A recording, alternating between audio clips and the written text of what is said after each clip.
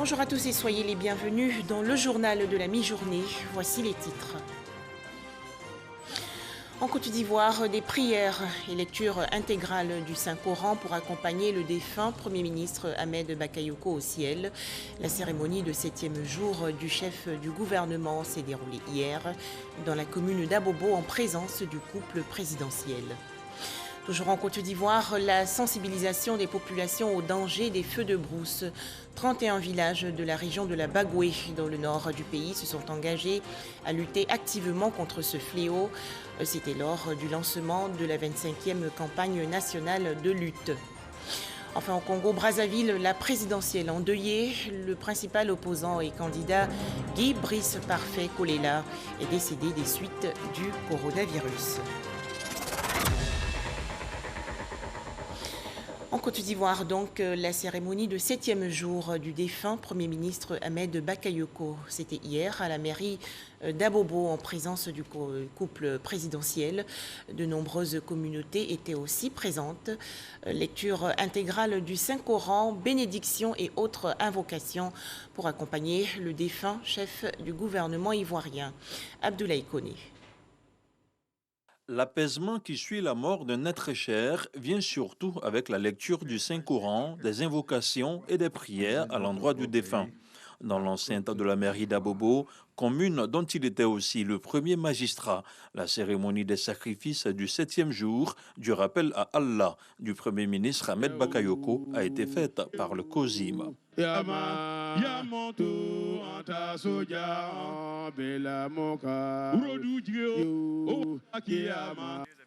Suivra ensuite la série de témoignages et de dons à la famille du défunt Premier ministre, des dons du Sénat, de l'IVIC du ministère des Sports, des grands commandements des forces de défense et de sécurité, de la délégation de la primature, du RHDP, du district des Savanes, entre autres. Une série de dons qui sera clôturée par celle du chef de l'État, le président Alassane Ouattara. Honorables invités, mesdames et messieurs, le président de la République et madame la première dame me chargent-ils de réitérer ici l'expression douloureuse de leurs condoléances les plus attristées à madame Bakayoko Tano Yolande, aux enfants Karl Tidiane, Johan Hassan, Yirim Mayama, aux parents, aux familles alliées, aux proches, aux amis de Ahmed dans leur grande diversité. Son Excellence, Monsieur le Président de la République, soucieux d'honorer en tout point la tradition, me charge de vous annoncer les dons en numéraire de cette cérémonie de sacrifice de ce jour. Ces dons sont exactement en numéraire de 31 500 000 francs. Que l'âme de notre cher Ambak repose en paix. Amen.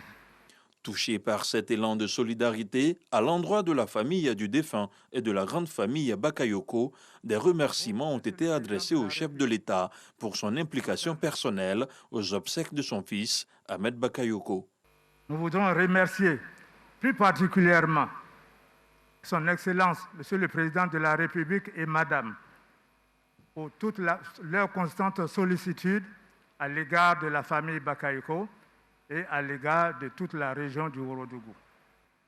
À vous, Monsieur le Président de la République, et Madame, à tous vos collaborateurs, nous vous souhaitons longue vie, beaucoup de santé, que Dieu vous donne la force et l'énergie nécessaires pour relever les immenses défis qui se posent à notre pays. Comme elle avait commencé, c'est par une psalmodie complète du Saint-Coran que la cérémonie de sacrifice s'est achevée à Abobo.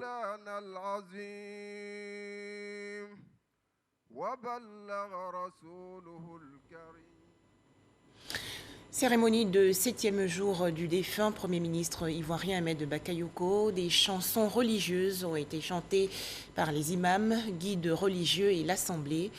C'était hier à l'esplanade de la mairie d'Abobo. Retrouvons Abdoulaye Koné.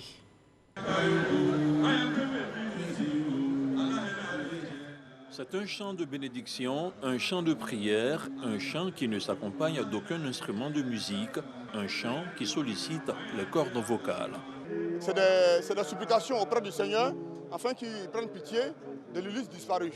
En pays mandé, le Kissas ou encore le Baïtoul est une occasion unique de faire la louange du prophète Mohammed et de ses compagnons. Le Kissas reprend aussi des versets coraniques afin de permettre aux défunts de reposer en paix. Cela a un impact positif sur le défunt. Parce que tout défunt qui se retrouve dans sa dernière demeure, une fois que vous commencez par les éloges et les bénédictions, les supplications, Allah inflige l'âme, n'est-ce pas, au défunt, afin qu'il entende ce qu'il a dit derrière lui. Et de par ses bienfaits aussi, il y a une miséricorde qui lui est venue dans la tombe. Le Kissas ou le Baïtoul est une pratique à laquelle le fidèle musulman a dû assister au moins une fois dans sa vie. Il intervient aussi bien lors de cérémonies funéraires ou de la célébration d'un événement heureux pour nourrir le défunt ou le nouveau-né de bénédiction. Plusieurs personnalités ont apporté leur appui à la famille éplorée hier lors de la cérémonie de 7e jour du défunt Premier ministre ivoirien Ahmed Bakayoko. Elles se souviennent de l'illustre disparu. Elles sont au micro de Abou Sanogo. Le souhait du Burkina Faso, c'est d'avoir une Côte d'Ivoire qui se porte bien, qui est solide. Et cela passe donc par la force que Dieu va donner au président Alassane Ouattara de pouvoir surmonter cette épreuve. Il a été un homme très engagé sur les processus de dialogue et de concertation. Il a compris très vite que dialoguer, ce n'est pas se renier. Dialoguer, ce n'est pas abandonner ses convictions. Dialoguer, c'est gérer les antagonismes de manière apaisée et intelligente. Il l'a fait pour la Côte d'Ivoire, mais il l'a fait surtout pour la jeunesse. Nous, à Genève, ce qui nous a le plus marqué, ce qui nous a épaté, c'est sa disposition permanente à dialoguer avec la frange la plus hostile, souvent au régime en place. C'est les jeunes, c'est les artistes, c'est les hommes de culture. Et nous sommes en train de voir comment implémenter l'esprit Ahmed Bakayoko un peu partout en Afrique. Ambak, j'avais des projets avec lui, j'avais des visions avec lui. Et il a tout le temps été lumière pour moi. Je prie Dieu et nous prions tous Dieu que son âme repose en paix. Si le bienfait peut mettre quelqu'un dans le paradis, je pense que Ambak aura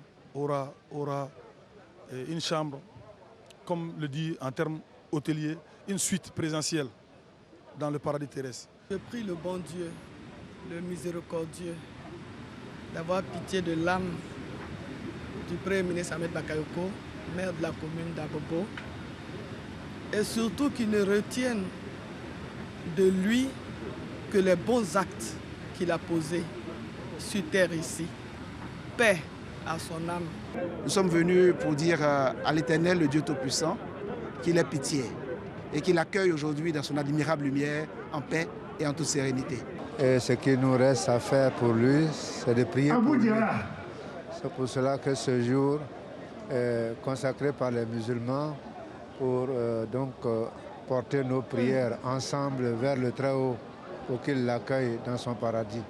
Je voudrais, en tout cas au nom du RHDP, exprimer une fois de plus toutes nos condoléances, mais surtout dire à la famille Bakayoko, à son épouse et aux enfants et à la population d'Abobo que la mémoire de notre frère Ahmed Bakayoko reste vivante et que cette cérémonie spirituelle de ce jour est encore la preuve de ce que Ahmed Bakayoko reste pour nous une mémoire.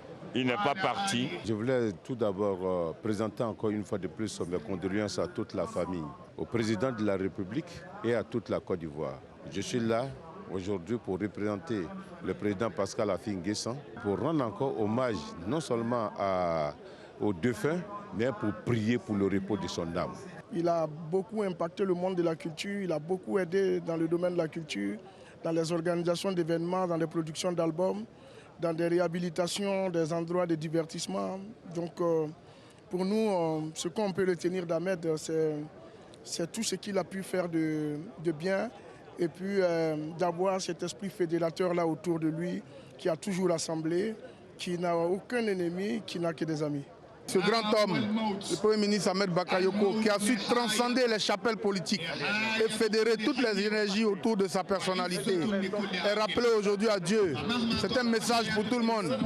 Mais nous, la meilleure chose que nous pourrons donc lui adresser, ce sont les prières. En tant que croyant, on se remet en Dieu. Qu'Allah lui réserve une place, une digne place dans son paradis Firdaouf. Ahmed, il laisse beaucoup de vides, mais nous savons que le président Alassane Ouattara est un grand homme. Il saura combler ce vide. Ahmed a accompli sa mission. Le plus important pour nous autres qui restons derrière, c'est d'apprendre de sa vie. Une vie de générosité, une vie de partage. Je pense que nous devons tous apprendre à être un peu plus généreux. S'il y a un héritage que Ahmed laisse, c'est bien cela. Les populations de la commune d'Abobo et celles du district d'Abidjan se souviennent aussi des actions généreuses du défunt Premier ministre Ahmed Bakayoko. Elles ont une fois de plus exprimé leur reconnaissance. C'est Dieu qui l'a envoyé. Ce qu'il a fait sur la terre, il a fait. Ce qu'il veut faire, il a fait. Mais Dieu a pris aujourd'hui, donc j'ai donné bonne place. Sa mort, sa disparition là, me touche énormément. C'est la volonté de Dieu, on n'y peut rien. Qu'il repose en paix. Il était venu pour transformer notre commune à Bobo. Et on a vu ce qu'il a fait. Malheureusement, la mort a surgi. Nous ne sommes pas contents, mais hélas, c'est la volonté de Dieu.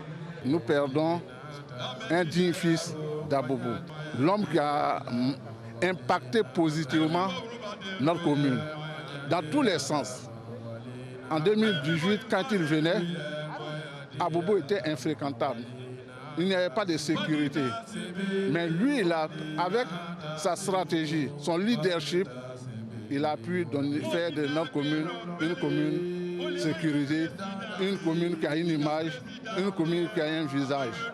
Donc je voudrais qu'on prie pour lui. Ahmed est un frère pour moi. C'est un océan de bienfaisance, un océan du don de soi, un océan de gentillesse. Les hommes comme Ahmed, il n'y en a pas beaucoup sur cette terre. Ambak fait partie des immortels pour la simple raison que son modèle va servir aux générations futures. J'ai de la peine que Ahmed soit conjugué aujourd'hui au passé. Il est venu à Bobo ici. Bobo a changé. Il a été donc une aiguille qui détenait un fil pour réunir pauvres, et solides et riches, tout le monde ensemble.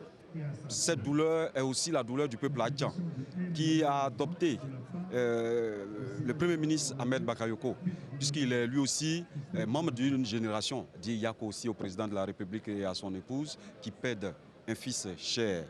Enfin, dit Yako à toute la grande famille Bakayoko. Bobo vient de perdre celui qui venait de lui donner un nouveau visage. Il y a à peine 2 ans que le Premier ministre est arrivé à la tête de la commune d'Abobo. Abobo, qui jadis souffrait d'un manque de sécurité, était devenu en très peu de temps une commune sécurisée où il faisait bon vivre. Nous allons nous unir en prière pour que ce grand homme, cet homme, nous ne cesserons jamais de le pleurer. Ahmed Bakayoko est un digne fils, un homme de partage, un homme généreux. Mais hélas, le fils s'en va. Le papa qui donne le développement est là, le président est là. Ahmed, c'était un grand-mère. Et Dieu l'a rappelé à lui. Et aujourd'hui, c'est pour nous l'occasion de lui rendre un hommage sincère, un hommage appuyé pour sa générosité envers les populations d'Abobo, pour sa générosité envers toute la Côte d'Ivoire. Ahmed était tout pour la commune d'Abobo et nous-mêmes personnellement. Vraiment hélas, 1000 fois hélas, que Dieu garde son âme. La douleur est cette grande, mais le réconfort demeure la prière. Et cela m'amène à dire qu'en tant qu'homme, nous avons 2 dates. Une date de naissance et une date de notre disparition. Entre les 2 dates, il y a une vie. Et cette vie-là, je pense que le regretté Premier ministre a eu une bonne vie parce que cette vie a été dominée par une valeur morale, une valeur spirituelle, religieuse qui est partagée par tout le monde, à savoir la générosité. Et c'est une générosité aussi qui permet de créer un monde de possibilités pour être solidaire. Aujourd'hui, nous parlons de lui au passé, mais ses œuvres continuent de faire parler de lui et au présent et au futur. L'Église dans son ensemble se joint à nos frères musulmans pour élever des voix vers le Tout-Puissant, le miséricordieux Dieu, afin qu'il prenne compassion de notre frère, afin de l'accueillir dans le sein d'Abraham. L'émotion est grande. Vraiment, ce n'est pas facile pour moi. Ahmed était pour moi un mentor. Il ne m'a jamais laissé tomber. Tout ce que Dieu fait est bon. Je suis Ahmed Bakayoko, à vie. Sa famille doit être fière de lui. Et les Ivoiriens doivent être fiers d'Ahmed Bakayoko parce qu'il a fait un travail colossal pour notre pays. Vraiment, parler d'Ahmed au passé, vraiment, j'arrive pas du tout. Vraiment, j'arrive pas. Qu'il soit rétribué de ses bons actes qu'il a posés, le temps des 56 ans qu'il a eu à vivre ici avec nous. Nous prions Dieu pour le repos de son âme. Nous sommes perturbés, certes, mais nous savons que Dieu, étant miséricordieux, va prendre Ahmed Bakayoko auprès de lui. Et Inch'Allah, il va faire en sorte aussi que la jeunesse d'Abobo, la jeunesse ivoirienne en général, aura son remplaçant, Inch'Allah. Environ 125 millions de cas de coronavirus dans le monde entier. Faisons-nous vacciner et surtout respectons les gestes barrières pour mettre fin à la maladie.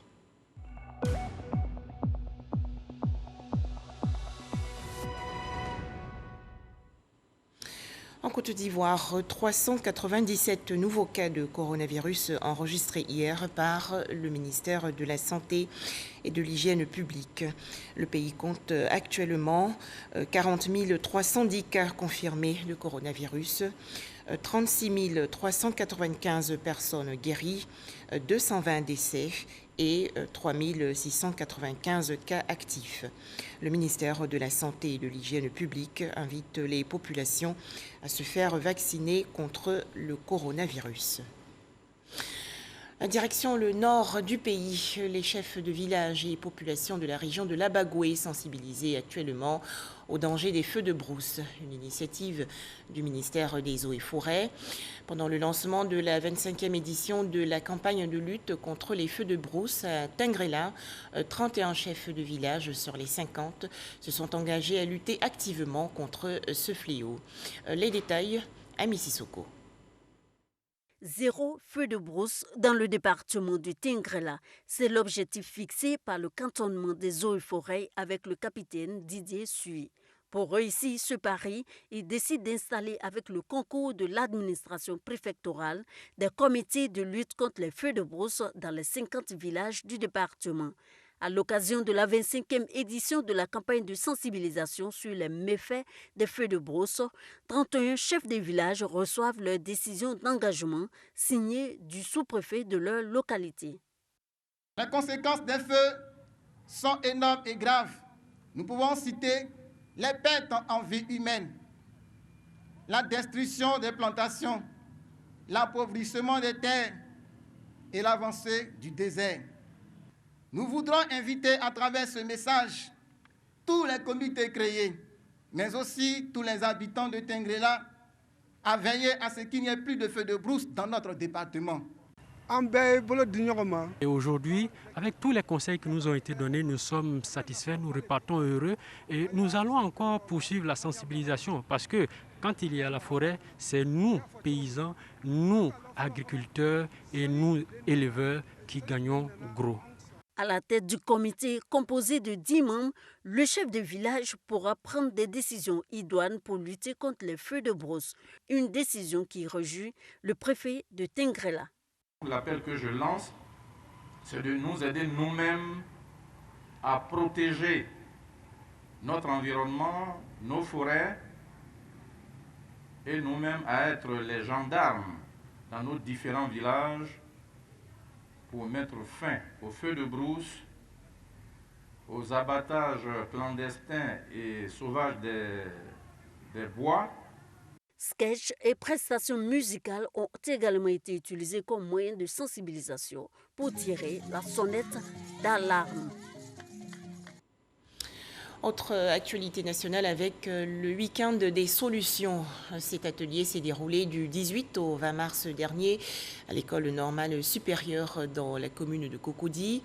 Objectif, identifier les enjeux clés de l'agriculture et proposer des solutions respectant les principes de l'agroécologie. Les précisions, Sephora Zegui. L'Institut de recherche pour le développement IRD et l'Agence universitaire de la francophonie AUF veulent fédérer leurs énergies autour de solutions innovantes pour le développement de l'agroécologie.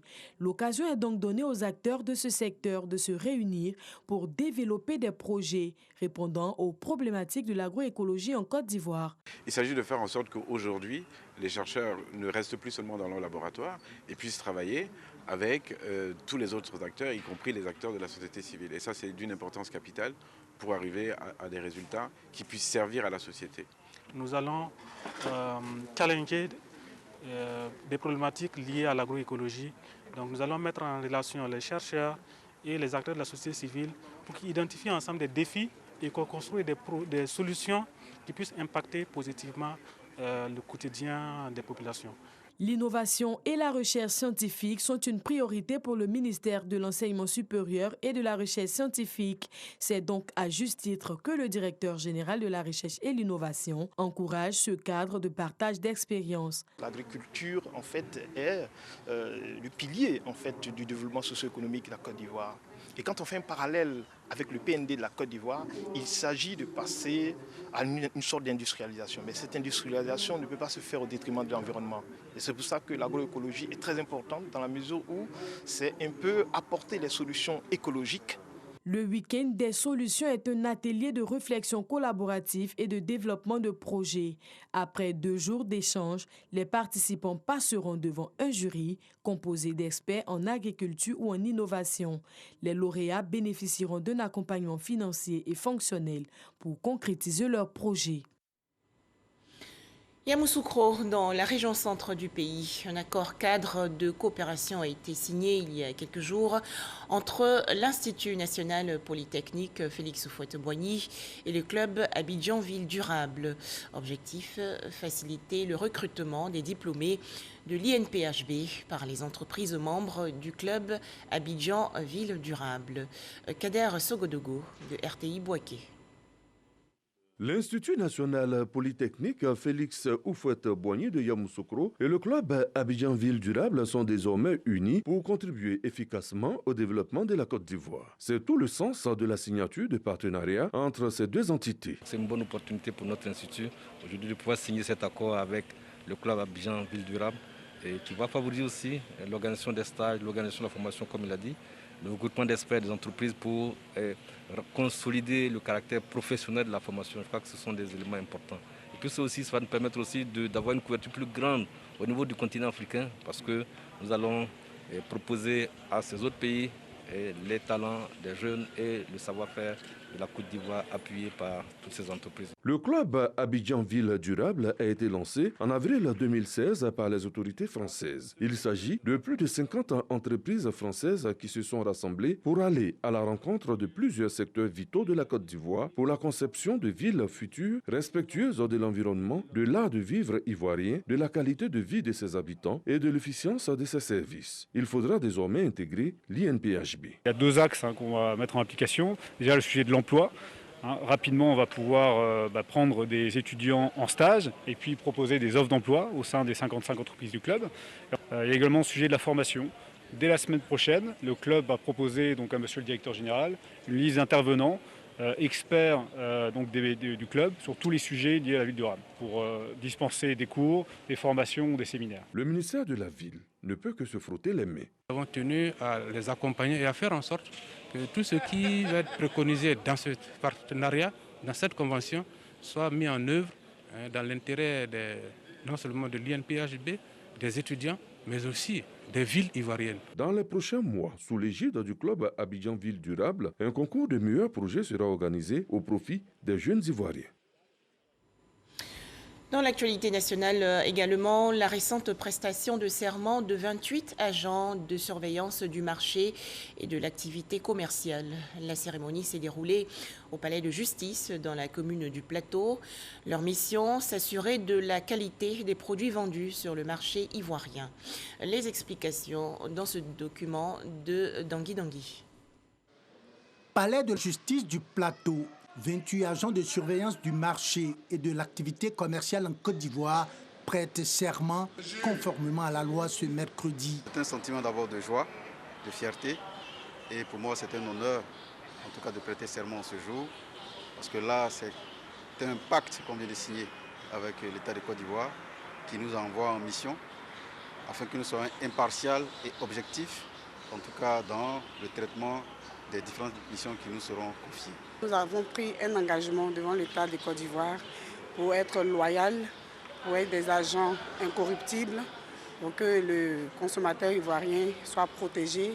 La cérémonie de prestation de serment a eu lieu conformément à la loi. Elle invite les agents de surveillance ou de contrôle de l'activité commerciale à s'acquitter de leur mission dans les règles de l'art. La loi attend beaucoup d'eux parce que ce sont des agents de terrain. Et c'est grâce aux informations qu'ils vont recueillir, aux fraudes qui seront constatées, que l'action de la société, du gouvernement et même de la justice sera plus efficiente. Selon les responsables du ministère du Commerce, les activités de ces agents de surveillance consistent principalement à initier des missions de contact et de contrôle sur les marchés et sur les lieux de vente de produits destinés à la consommation humaine afin de s'assurer de la qualité des produits proposés, de la conformité de la présentation des 10 produits, du respect des règles de loyauté dans la transaction commerciale. Quels sont les risques liés au numérique en Afrique et comment lutter contre le blanchiment des capitaux? Des questions au centre de la 2e conférence annuelle de la gestion des risques en Afrique. Les précisions de Cheikh Koné. Comment certains risques, comme le vol des données à caractère personnel et le blanchiment des capitaux, doivent être pris en compte pour favoriser un climat d'investissement stable afin d'attirer les investisseurs étrangers? C'est tout l'enjeu de cette 2e édition de la conférence internationale sur la gestion des risques en Afrique. Et donc il y a un enjeu de taille aussi bien pour le régulateur qui doit penser et réfléchir à une certaine manière d'accélérer le processus de mise en conformité. Il y a un enjeu de taille parce que cela sous-entend que des données aujourd'hui sont utilisées par des personnes qui ne sont pas forcément les plus qualifiées ou qui n'ont pas mis en place des organisations les plus sûres pour pouvoir les traiter. Et donc, nous sommes dans un environnement quelque peu à risque. Cette conférence a réussi le pari de réunir en un même lieu les dirigeants des organisations publiques et privées de la zone UMOA. Revenant sur la gestion des données à caractère personnel, la représentante du directeur général de l'ARTCI a rappelé les grands axes de la législation en vigueur en Côte d'Ivoire. L'objectif de cette conférence est de créer un cadre d'échange entre experts permettant de discuter des solutions à mettre en œuvre pour assurer la conformité de chaque organisation membre de l'UMOA. C'était l'occasion de sensibiliser les différents acteurs sur leurs responsabilités, sur ce qu'ils ont à faire pour que nous puissions avoir le moins de défaillances possibles dans notre dispositif. Pour rappel, la Côte d'Ivoire sera évaluée cette année dans le courant du mois de septembre par une mission du Fonds monétaire international, FMI, pour évaluer la mise en œuvre des recommandations du GAFI. Entendez, le groupe d'action financière en matière de blanchiment de capitaux. En image, l'actualité hors de chez nous.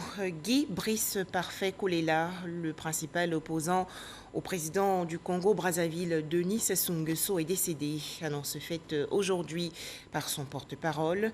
Guy Brice Parfait Kolela, candidat à la présidentielle congolaise qui s'est déroulée hier, avait été évacué dans l'après-midi par avion médicalisé vers Paris en France après avoir contracté le coronavirus. Le Congo-Brazzaville qui a donc voté hier pour élire son prochain président de la République. Depuis Brazzaville, la capitale congolaise, Sidonie Davila. Quelle est actuellement la situation dans le pays après l'annonce du décès de l'opposant et candidat à la présidentielle Guy Brice Parfait Kolela? Bonjour Juliette. Comme vous le savez, ce matin, les Congolais se sont réveillés avec cette mauvaise nouvelle, l'annonce du décès d'un fils du pays candidat à la présidentielle qui a eu lieu hier dimanche. Ici à Brazza, tout est calme depuis l'annonce de cette nouvelle. Les populations vaquent tranquillement à leurs occupations, mais nous avons pensé tout de même à nous rendre au sujet du candidat. Il faut dire que l'ambiance était très surchauffée à notre arrivée. Plusieurs de nos confrères ont même été conduits. C'est donc beaucoup d'émotions qu'on pouvait lire sur le visage des partisans. Les militants et sympathisants sont très remontés. Ils déplorent tous la mort de leur leader. Une personne pour laquelle ils se sont battus jusqu'au bout. Et il ne manque pas de le dire. Pour eux, le combat est loin d'être terminé. Merci Sidonie Davila. Et maintenant, que vont décider les partisans de l'opposant Kolela après la brutale disparition de leur leader? Effectivement, pour en savoir davantage sur ce qui sera décidé par la suite, nous avons cherché à rencontrer les premiers responsables du bureau du candidat parfait Kolela. Mais on nous a fait savoir qu'une réunion se tenait en ce moment même où je vous parle. La réunion est dirigée par le directeur de campagne du candidat de l'UDH, Yuki Christophe Cyr. Certainement qu'une déclaration sera produite dans les heures qui suivent. Nous restons à l'écoute. Voilà, environ 3 millions d'électeurs aux urnes hier pour voter le prochain président du Congo-Brazzaville. Comment s'est déroulé le scrutin? Sidonie Davila. A priori, les choses se passent bien. En tout cas, dans le calme, la paix civile. Nous avons constaté que tout était mis en place à l'heure. Il y a un engouement ici au niveau des électeurs et nous souhaitons que cela soit ainsi durant toute la journée pour que le soir, cela puisse être une fin de partie de fête. Nous avons apprécié la mobilisation dans l'ensemble des bureaux de vote que nous avions visités et principalement pour des informations qui nous viennent de l'intérieur du pays. Ce sont des faits très encourageants. Mais l'élément essentiel qui nous impressionne dans ce que nous avons pu observer à mi-parcours de ce processus, c'est bien évidemment le fait qu'il y a un calme et que les Congolais soient rendus aux urnes sans qu'il y ait de difficultés. Nous avons sillonné les bureaux de vote et particulièrement ici, tout le matériel électoral était de bonne facture. Par exemple, voilà l'encre indélébile, c'est franchement indélébile. L'isoloir, l'affiche des candidats et autre chose. Tous nos observateurs que nous avons déployés à l'intérieur du pays, ce sont de très bonnes nouvelles. Et c'est la fin de ce journal. Merci de votre confiance et de votre fidélité à RTI1.